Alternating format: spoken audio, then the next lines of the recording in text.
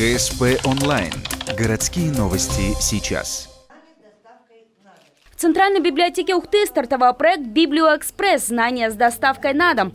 В рамках этой программы библиотекари из 7 муниципалитетов пройдут обучение по ряду направлений. Посетить эту профессиональную мастерскую приехали более 50 специалистов с севера республики. Как говорят сами работники, курс очень важный. Ведь сегодня библиотекарь не только человек, выдающий книжки с полок, но и специалист, обладающий широкими знаниями. Будет 3 площадки.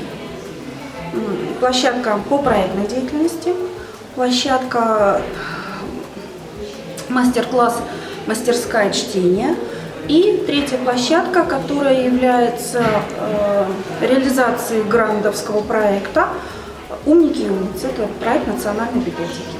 Провели мастер-классы представители Национальной библиотеки Коми из Сыктывкара. Тут же выступила и директор главного книгохранилища региона Ольга Мифтахова. Она рассказала и о предстоящей модернизации библиотек Коми в рамках федеральной программы «Культура». Это проект модельной библиотеки, которая будет создаваться на территории России. В течение 6 лет будет создано 660 библиотек и, соответственно, в этот год 19-й 110 библиотек. И объявлен конкурс. Республика Коми принимает участие в конкурсе. 20 заявок подготовлено. Они хорошего достаточно качества.